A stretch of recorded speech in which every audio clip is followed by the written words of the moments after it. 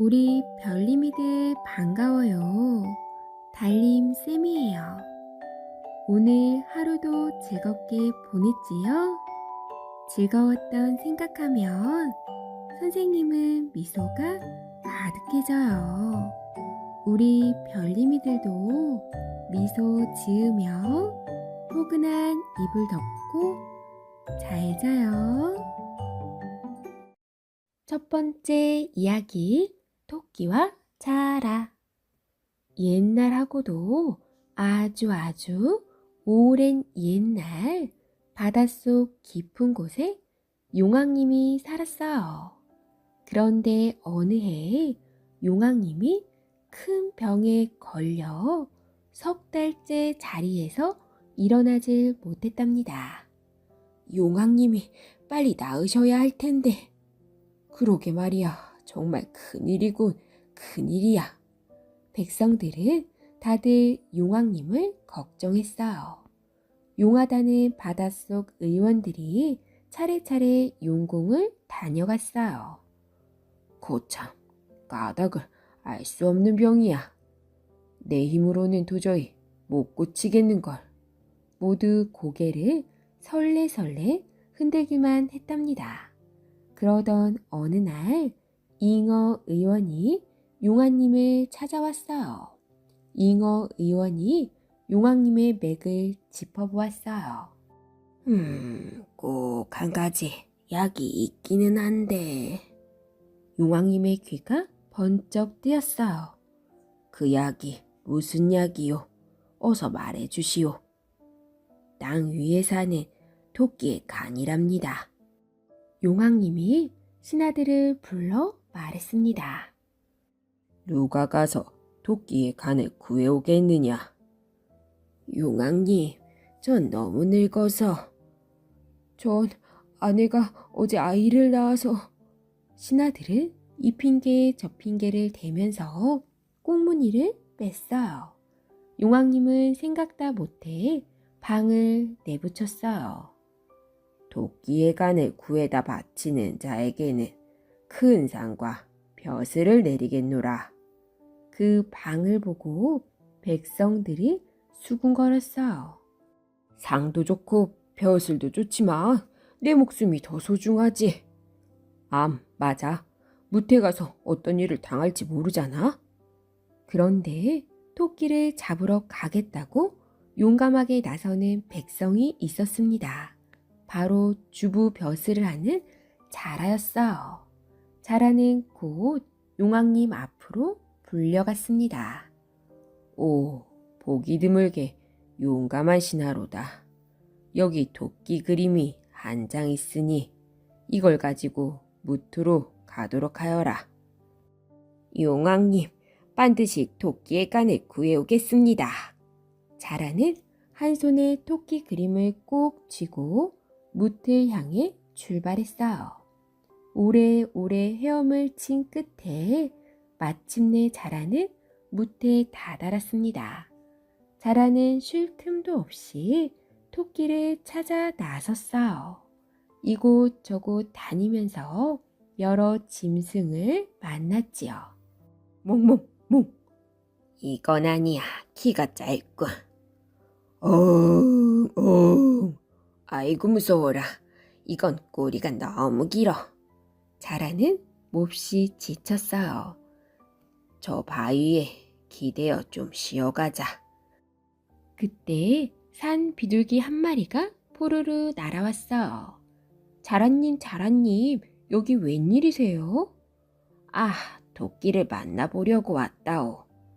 토끼는 이런 데서 살지 않아요. 저 언덕 너머 숲속에 한번 가보세요. 자라는 불이 나게 언덕을 넘어갔어요. 한참을 가다가 귀가 쫑긋한 짐승과 마주쳤어요.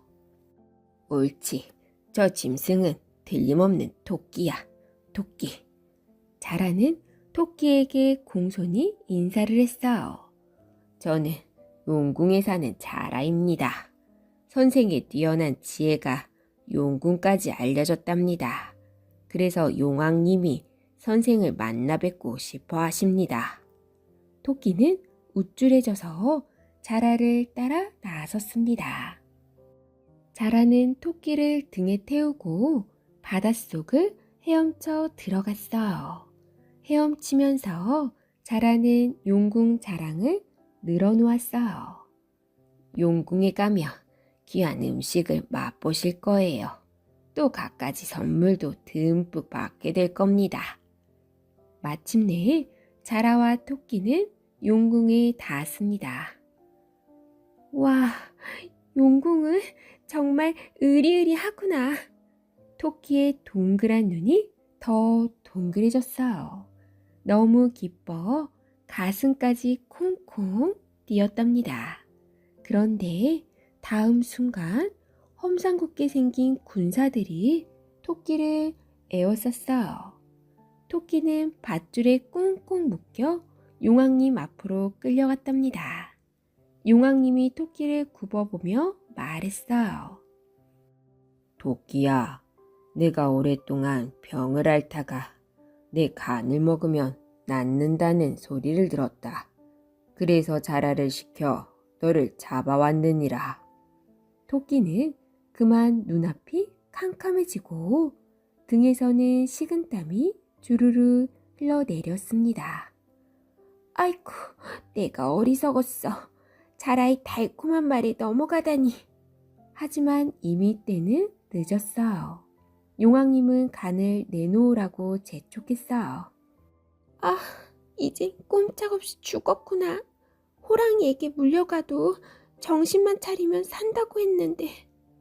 마침내 토끼는 한 가지 꾀를 내었습니다. 용왕님, 지금 제 몸에는 간이 없어요. 숲속 옹달샘가에 숨겨두고 왔답니다. 네 이놈, 말도 안 되는 소리 하지 마라. 정말입니다. 제 간은 몸에 좋다고 소문이 나서 탐내는 짐승들이 아주 많답니다. 그래서 어디 갈 때는 꼭 빼놓고 다니지요. 그럴싸한 토끼의 말에 용왕님은 깜빡 속아 넘어갔어요. 용왕님, 저를 무태 데려다 주시면 숨겨둔 간을 얼른 가지고 오겠습니다. 오, 그렇다면 자라와 함께 다녀오도록 해라. 토끼와 자라가 바닷가로 올라왔어요. 토끼는 자라 등에서 내려 깡충깡충 뛰어갔답니다. 자라야, 용궁 구경 한번 잘했다. 그냥 가면 어떡해? 간을 내줘야지. 이 미련하고도 멍청한 자라야. 세상에 간을 넣었다 뺐다 하는 짐승이 어디 있더냐? 그제야 속은 것을 깨닫고 자라는 발을 동동 굴렸어요. 하지만 이미 토끼는 언덕 너머로 사라진 뒤였답니다.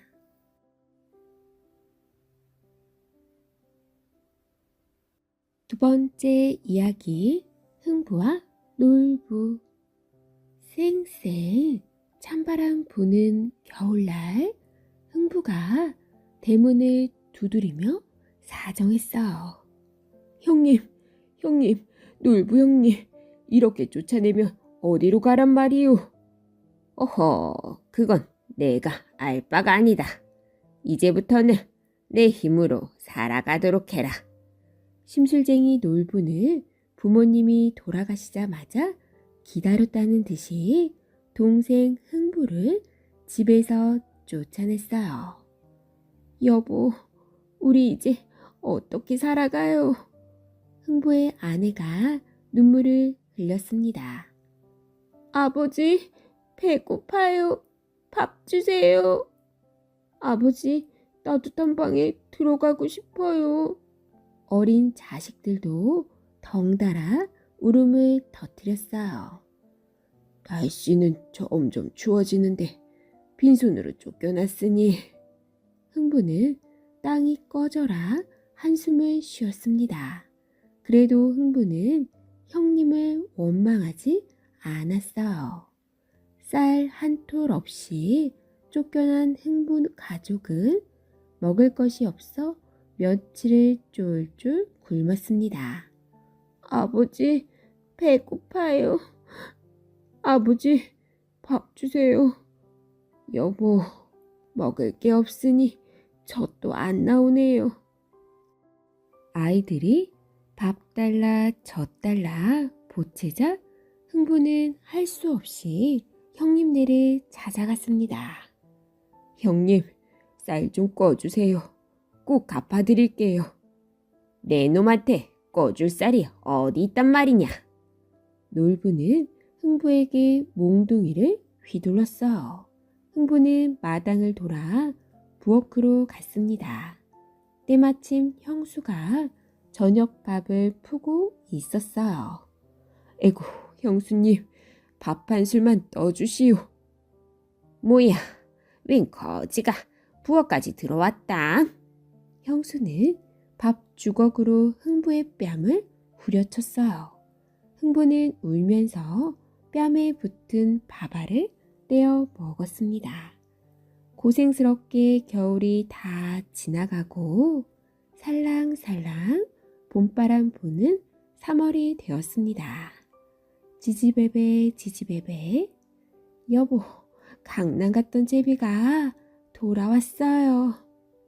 제비 한 쌍이 흥분의 처마 밑에 둥지를 들었습니다. 얼마 뒤에는 귀여운 새끼 제비들도 생겨났어요.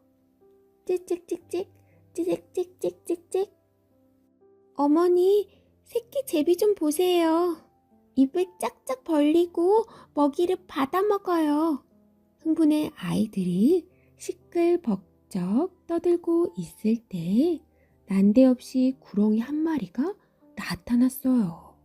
구렁이는 꿈틀꿈틀 제비집으로 다가가더니 새끼 제비들을 잡아먹으려고 달려들었답니다. 쉿, 쉿, 이 몹쓸 구렁이 썩 사라지지 못해. 흥부가 재빨리 낫을 휘둘러 구렁이를 쫓았습니다. 하지만 그 바람에 새끼 제비가 땅으로 떨어졌어요. 새끼 제비가 다리를 다쳤나 봐요. 발발 떨고 있어요. 피도 나고요. 아내가 새끼 제비를 받쳐들고 흥부는 헝겊으로 다리를 싸매어 주었습니다. 그러고는 조심조심 제비집에 갖다 놓았지요. 지지배배 지지배배, 고맙다고 인사라도 하듯이 엄마 제비가 흥부 머리 위에서 빙빙 돌았어요. 가을이 가고 겨울이 왔어요. 한 해 동안 열심히 일한 덕분에 흥부네는 굶지 않고 겨울을 날 수 있었습니다. 이듬해 봄이 되었어요. 흥부가 밭갈이를 하고 있는데 머리 위에서 제비 울음소리가 들렸습니다. 아, 지난해 다리를 다쳤던 그 제비 아니냐. 까딱까딱 고개짓을 하던 제비는 입에 물었던 박씨를 툭 떨어뜨려 주었습니다.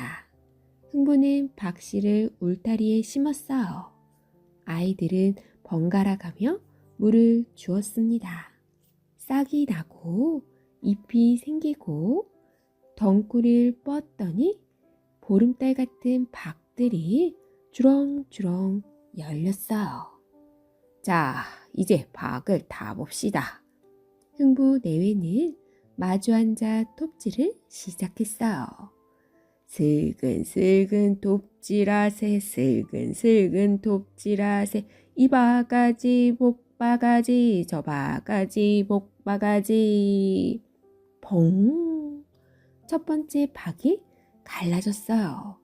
금돈, 은돈이 쏟아져 나왔습니다. 벙! 두 번째 박이 갈라졌어요. 비단과 보물들이 쏟아져 나왔어요. 벙! 세 번째 박이 갈라졌어요. 튼튼하게 생긴 일꾼들이 뛰어 나왔습니다. 흥부네가 부자가 되었다는 소문에 놀부는 심술이 부글부글 끓어올랐답니다. 흥부 녀석이 했는데 나라고 못할까? 놀부는 제비집에서 새끼 제비 한 마리를 꺼냈습니다. 아프더라도 좀 참아라. 놀부는 새끼 제비의 다리를 또 부러뜨렸어요. 그리고 헝겊으로 친친 동여 매었습니다. 내년 봄에 꼭 박씨를 물어와야 한다. 응? 다시 봄이 왔습니다. 강남 갔던 제비들이 돌아왔어요. 놀부가 다리를 부러뜨렸던 제비도 돌아왔습니다. 제비는 박씨 하나를 툭 떨어뜨려 주었어요. 그러면 그렇지. 나도 이제 큰 부자가 되었다. 놀부는 박씨를 심고 온갖 정성을 기울였어요. 드디어 달덩이만한 박이 주렁주렁 열렸답니다. 놀부 내외도 마주 앉아 박을 타게 되었어요. 벙! 첫 번째 박에서는 도깨비들이 우르르르. 벙! 두 번째 박에서는 온갖 벌레가 꿈틀꿈틀. 벙! 세 번째 박에서는 누런 똥물이 쏟아져 나와 놀부의 재산을 모두 삼켜버리고 말았답니다. 거지가 된 놀부는 흥부를 찾아갔어요. 착한 흥부는 형님을 용서하고 따뜻하게 맞아 주었답니다.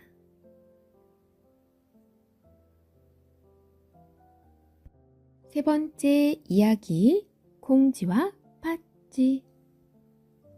옛날 옛적 한 마을에 사이좋은 부부가 살았답니다. 그러나 부부에게는 자식이 없었어요. 부부는 매일 밤 삼신 할머니에게 빌고 또 빌었습니다. 비나이다, 비나이다. 저희도 자식을 갖게 해주세요. 부부의 정성이 하늘을 감동시켰는지 부인은 아기를 낳았습니다. 부부는 아기 이름을 콩쥐라고 지었어요. 그런데 얼마 후 부인은 시름시름 앓다 세상을 떠나고 말았어요. 세월이 흘러 콩쥐는 어엿한 처녀로 자랐습니다. 그러던 어느 날 아버지가 새어머니를 맞았어요. 새어머니는 팥쥐라는 딸을 데리고 왔답니다. 하루는 새어머니가 콩쥐에게 나무 호미를 주면서 이렇게 말했어요. 콩쥐야, 이 호미로 자갈밭을 메거라. 오늘 안으로 못 맬 때에는 따끔하게 혼날 줄 알아라. 콩쥐는 나무 호미를 가지고 열심히 풀을 메었습니다. 그러나 얼마 못 가 나무 호미가 뚝 부러지고 말았어요. 이를 어쩌나, 호미가 부러져 버렸으니. 콩쥐가 눈물을 흘리며 부러진 호미를 바라보고 있었습니다. 그때 갑자기 커다란 황소가 나타났어요. 콩쥐 아가씨, 왜 울고 계세요? 콩쥐가 사정 이야기를 하자 황소가 콩쥐 아가씨, 걱정하지 마세요. 제가 금세 메어 놓을게요. 하고는 눈 깜짝할 사이에 자갈밭을 메었답니다. 콩쥐는 황소에게 고맙다고 하고는 집으로 돌아왔어요. 아니, 벌써 자갈밭을 다 메었단 말이냐? 새어머니의 말에 콩쥐는 말없이 고개만 끄덕였어요. 어머니, 콩쥐가 지금 거짓말을 하고 있는 거예요? 밭쥐야, 내 말이 맞다. 아무래도 내 눈으로 봐야겠어. 만약에 거짓말일 때는 콩쥐, 넌 크게 혼날 줄 알아라. 콩쥐는 새어머니와 팥쥐를 데리고 자갈밭으로 갔습니다. 이럴 수가. 자갈밭을 본 새어머니와 팥쥐는 너무 놀라 입이 쩍 벌어졌어요. 어느 날 새어머니는 팥쥐와 함께 집을 나서며 공지야, 부엌에 있는 빈독에 물을 가득 채워 놓아라. 우리가 돌아올 때까지 채워 놓아야 한다. 하고 콩쥐에게 일을 시켰어요. 콩쥐는 하루 종일 물을 길어 독에 물을 부었어요. 그런데 웬일인지 독에는 물이 차지 않는 거예요. 이상하게 생각한 콩쥐가 독 안을 들여다보고는 땅바닥에 주저앉고 말았습니다. 이럴 수가, 이건 밑빠진 독이잖아. 그때였어요. 두꺼비가 독 안으로 들어가 깨진 구멍을 막으며 이렇게 소리쳤습니다. 콩쥐 아가씨, 내가 구멍을 막고 있을 테니 물을 길어다 부으세요. 고맙다 두꺼봐. 콩쥐는 부지런히 물을 길어다 부었답니다. 그러자 독 안에는 금세 물이 가득 채워졌어요. 집으로 돌아온 새어머니와 팥쥐는 독 안에 물이 채워진 걸 보고는 깜짝 놀랐어요. 어느 날 아침 새어머니와 팥쥐가 집을 나서며 이렇게 말했습니다. 공지야, 우린 건넌마을 잔치집에 갈 테니 넌 마당에 있는 별을 다 찧어놓고 오너라. 이야, 이 많은 별을 언제 다 찍고 잔치집에 간담? 콩쥐가 마당에 있는 별을 내려다보며 한숨을 내쉬었어요. 그때였습니다. 짹짹짹짹 소리를 내며 참새떼가 우르르 날아왔어요. 우리가 별을 찧어 놓을 테니 콩쥐 아가씨는 잔치집에 갈 준비나 하세요. 고맙다 참새들아. 콩쥐가 옷을 갈아입고 마당으로 나왔습니다. 이럴 수가. 콩쥐는 깜짝 놀라 눈이 휘둥그레졌어요. 콩쥐가 옷을 갈아입는 동안에 참새들이 별을 다 찧어 놓았거든요. 콩쥐는 다시 한번 참새들에게 고맙다고 하고 집을 나섰어요. 콩쥐가 개울가를 지나갈 때였답니다. 길을 비켜라. 원님이 행차하신다. 하는 고함 소리가 들렸습니다. 깜짝 놀란 콩쥐는 뒷걸음질 치며 달아났어요. 그 바람에 신발 한 짝이 개울에 빠졌습니다. 원님은 달아나는 콩쥐의 뒷모습에 마음을 빼앗겨 버렸습니다. 아, 참으로 아름다운 아가씨로구나. 원님은 하인을 시켜 개울에 빠진 신발을 건져오게 했어요. 신발을 잃어버려 잔치집에 갈 수 없게 된 콩쥐는 다시 집으로 돌아왔습니다. 잔치집에서 돌아온 새어머니와 팥쥐가 공지야, 일은 하지 않고 뭐 하는 거냐? 하고 콩쥐를 나무랐어요. 벼는 다 찧어 놓았어요. 뭐라고? 그 많은 별을 다 찧어 놓았다고? 새어머니와 팥쥐가 믿을 수 없다는 표정을 지으며 마당을 둘러보았어요. 이럴 수가, 정말 별을 다 찧어 놓았네. 그때였어요. 원님이 콩쥐의 신발을 들고 집으로 들어왔습니다. 이 신발의 주인을 찾고 싶어 이곳까지 왔소.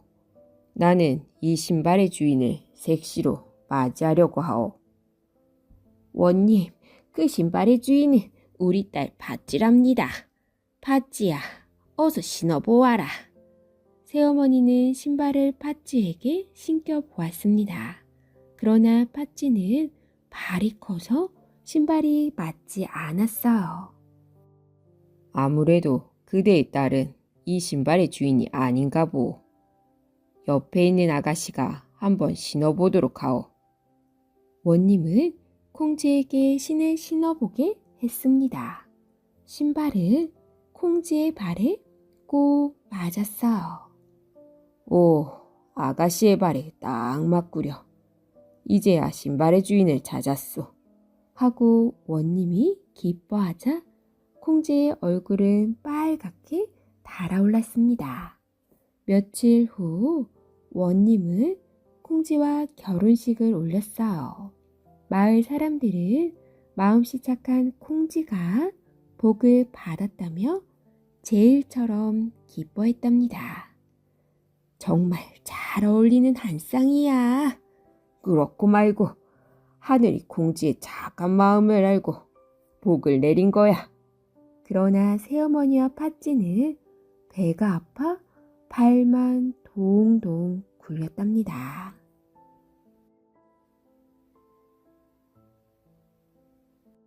네 번째 이야기, 해와 달이 된 오누이.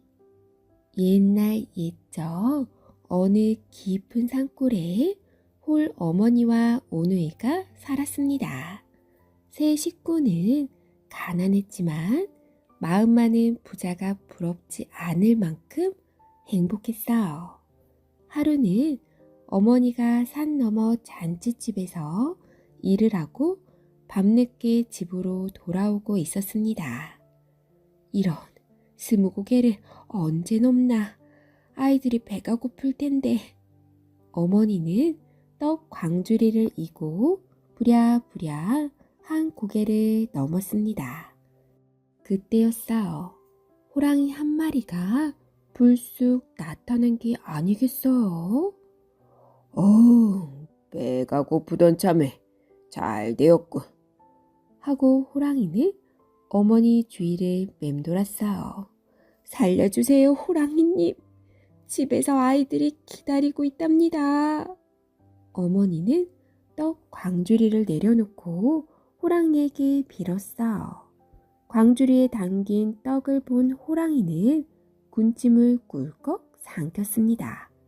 떡 하나만 주면 안 잡아먹지. 어머니는 얼른 떡 하나를 호랑이에게 주고는 고개를 넘었어요. 그런데 한 고개 한 고개 넘을 때마다 호랑이가 나타나 떡을 빼앗아 먹었습니다. 휴, 이제 한 고개만 넘으면 집이구나. 그때 또다시 호랑이가 나타나서 말했어요. 떡 하나만 주면 안 잡아먹지. 호랑이님, 이제 떡이 하나도 없는걸요. 어머니는 몸을 부들부들 떨며 간신히 말했어요. 그래, 그럼 너라도 잡아먹어야겠다. 어우.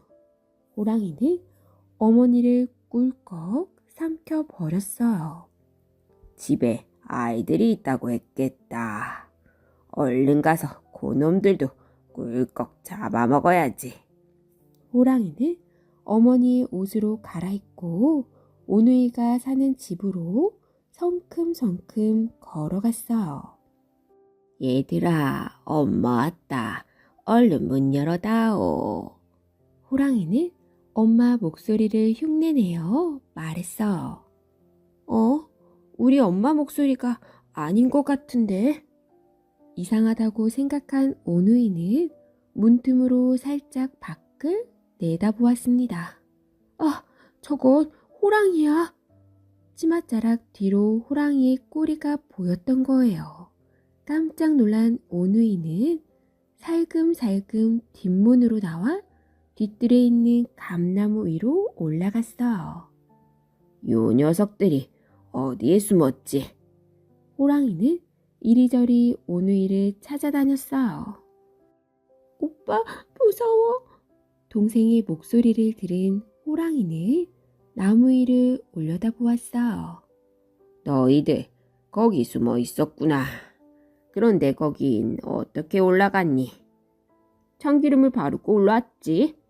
오빠가 재치 있게 대답했어요. 호랑이는 부엌에서 참기름을 가져와 발에 치덕치덕 바르고 나무를 오르기 시작했어요. 에구 에구, 왜 이리 미끄럽지? 안간힘을 쓰던 호랑이는 그만 쿵 하고 엉덩방아를 찧었답니다.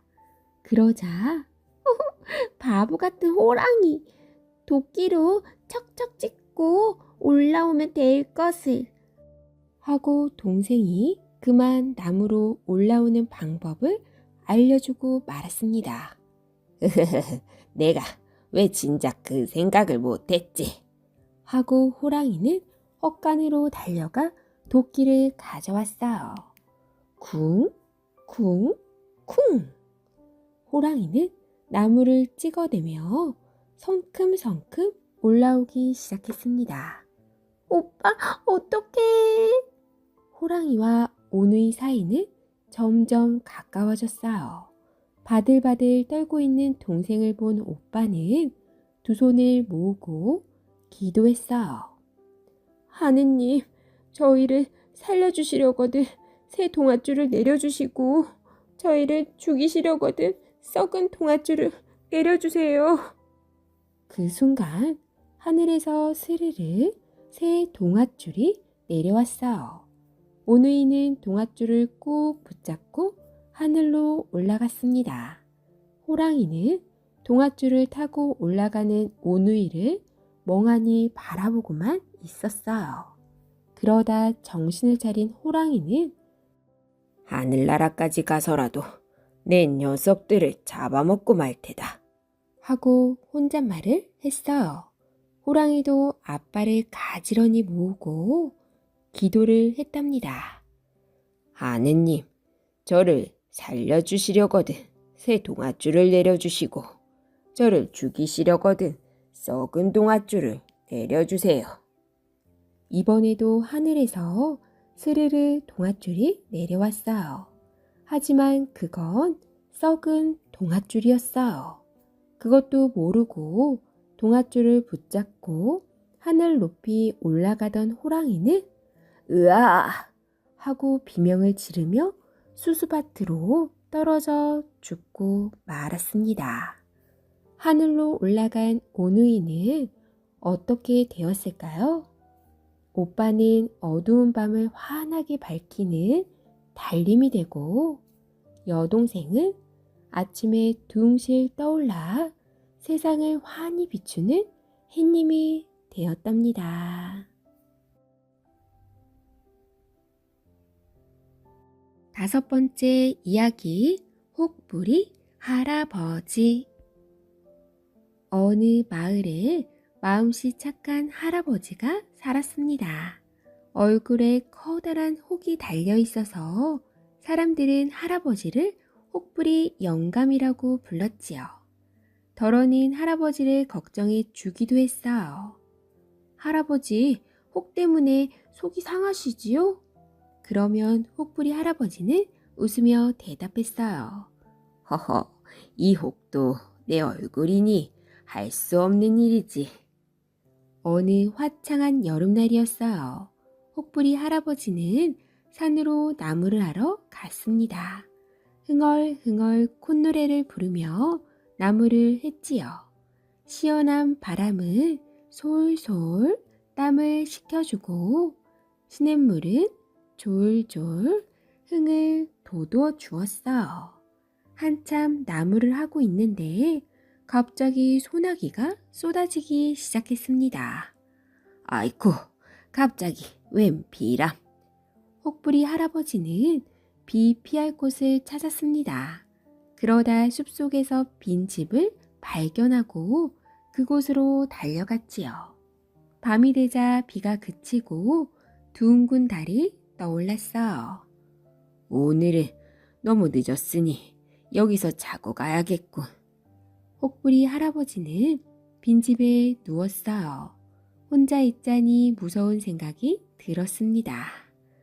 얼쑤 좋다, 얼쑤 좋아. 둥근 다리, 얼쑤 좋아. 혹부리 할아버지는 무서움을 잊으려고 덩실덩실 춤을 추며 노래를 불렀어요. 그때였어요. 무너진 담벼락 너머에서 불빛들이 몰려왔어요. 빨간 불빛, 파란 불빛, 노란 불빛. 혹부리 할아버지는 얼른 몸을 숨겼습니다.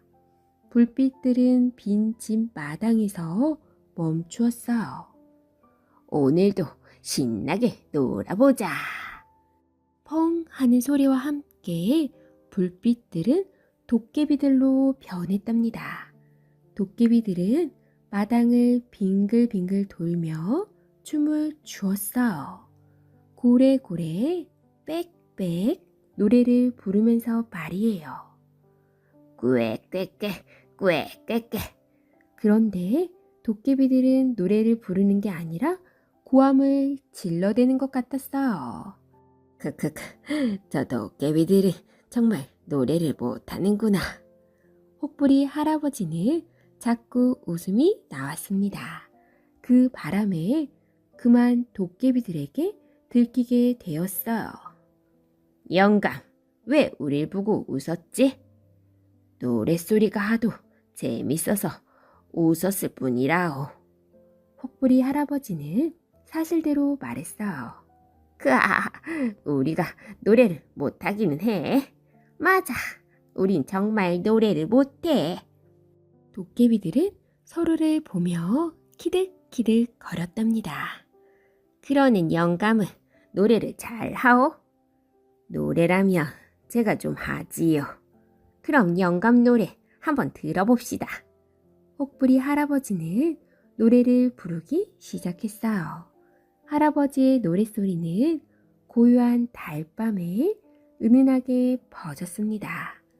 노래가 끝나자 도깨비들은 할아버지의 혹을 만지작거리며 물었어요. 영감은 어디에서 그런 좋은 노랫소리가 나오는 거요? 혹시 이 혹에서 나오는 거 아니요? 이건 그냥 혹이라오. 혹부리 할아버지는 부끄러워하며 두 손으로 혹을 가렸어요. 도깨비들은 그 말을 믿으려 하지 않았답니다. 이 보물을 줄 테니 그 혹을 우리에게 떼어주시오. 어떻게 혹을 뗄 수 있단 말이요? 그건 걱정하지 마시오.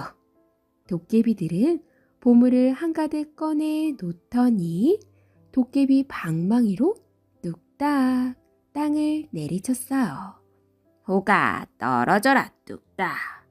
그러자 혹부리 할아버지의 혹이 감쪽같이 떨어지는 게 아니겠어요.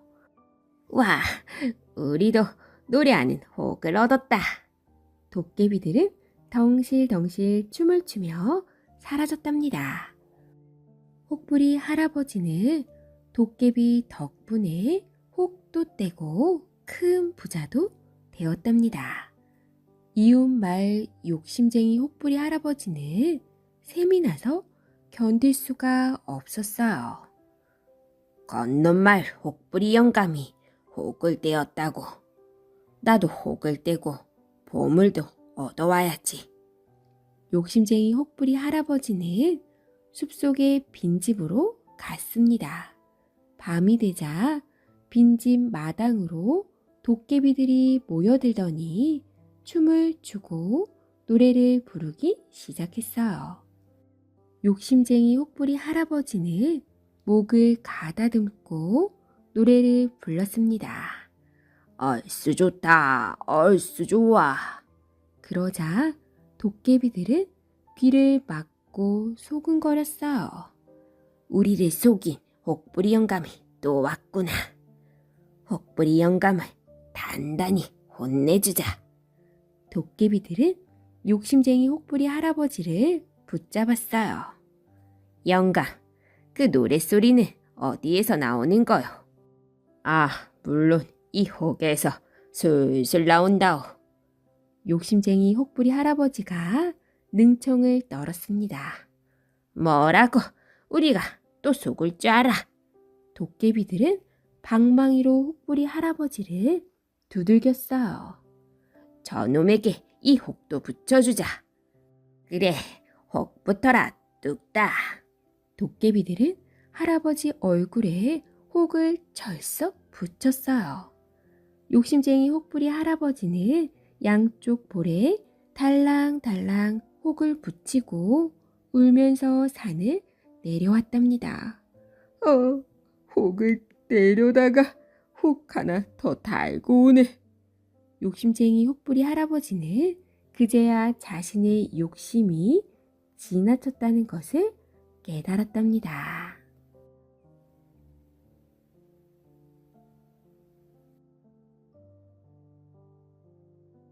여섯 번째 이야기, 효녀 심청.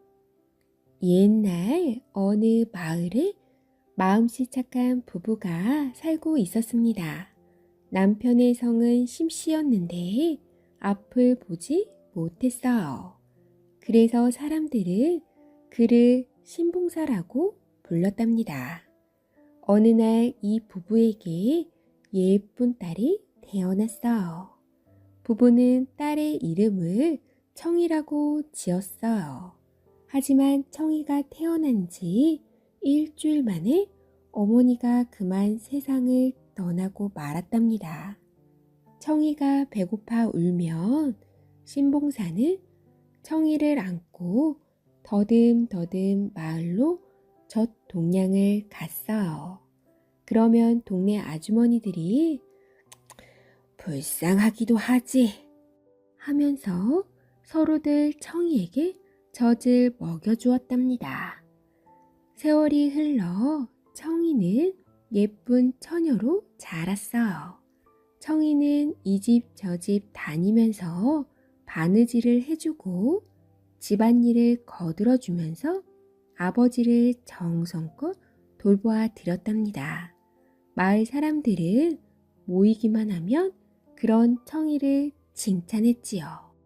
청이는 어쩜 저렇게 효성이 지극할까? 하늘에서 내려온 선녀가 아닌지 몰라요. 발없는 소문은 이웃 마을에 사는 정승 부인의 귀에까지 들어갔어요. 하루는 정승 부인이 청이를 불렀습니다. 청아, 나와 함께 살면서 우리 집일을 거들어주면 어떻겠니? 말씀은 고맙지만 그럴 수가 없답니다. 청이는 아버지가 걱정되어서 그렇게 말한 거예요. 과연 듣던 대로 효성이 지극하구나. 정승 부인은 그런 청이를 더욱 마음에 들어했지요. 그러던 어느 날이었습니다. 이웃 마을에 다녀오던 신봉사가 그만 개천에 빠지고 말았답니다. 사람 살려! 마침 그곳을 지나던 스님이 신봉사를 구해주었어요. 암 못 보는 신봉사를 딱하게 본 스님은 쌀 300석을 부처님께 바치면 눈을 뜨게 될지도 모르는데 하고 말해주었어요. 그 말을 들은 신봉사는 눈을 뜰 수 있다고요? 그렇다면 쌀 300석을 바치겠습니다. 하고 약속했어요. 그러나 집으로 돌아와 생각해보니 걱정이 이만저만이 아니었어요. 휴, 우리 처지에 쌀 300석을 어떻게 부처님께 바친단 말인가. 신봉사는 자신의 실수를 후회하며 땅이 꺼져라 한숨을 내쉬었습니다. 남의 집일을 마치고 밤늦게 돌아오던 청이가 문 밖에서 그 소리를 듣게 되었어요. 아버지, 무슨 걱정이라도 있으세요? 신봉사는 낮에 있던 일을 모두 덜어놓았어요. 그러자 청이는 아버지, 걱정하지 마세요. 아버지가 눈을 뜰 수 있다면 무슨 일인들 못하겠어요. 하면서 웃는 얼굴로 아버지를 안심시켰어요. 그 무렵 마을에는 배를 타고 장사를 다니는 사람들이 풍랑을 피하기 위해 제물로 바칠 처녀를 구하러 다닌다는 소문이 돌았습니다. 청이는 뱃사람을 찾아갔어요. 아저씨, 저를 데려가시고 쌀 300석을 주실 수 있나요? 정말이냐? 좋아, 그렇게 하마. 그렇게 해서 청이는 바다의 제물로 팔려가게 되었습니다. 마침내 청이가 떠나야 할 날이 찾아왔어요. 뒤늦게 청이가 팔려간다는 사실을 알게 된 아버지는 청아, 안 된다. 내가 죽고 내가 눈을 뜨면 무슨 소용이 있겠니? 하면서 땅을 치며 울었습니다. 하지만 약속된 일은 돌이킬 수가 없었어요. 뱃사람들은 청이를 배에 태워 파도가 크게 일렁이는 바다 한가운데로 나아갔어요. 청이는 마지막으로 소원을 빌었습니다. 안 못 보는 우리 아버지께서 꼭 눈을 뜰 수 있도록 해주세요. 그런 다음 청이는 치마를 뒤집어 쓰고 풍덩 바다로 뛰어들었어요. 청이가 떨어진 곳은 바닷속 용국나라였답니다. 청이의 착한 마음씨를 알고 있던 용왕님은 자, 이 꽃 속에 실려 다시 세상으로 나가거라. 하면서 청이를 연꽃에 실어 바다 위로 떠오르게 했어요.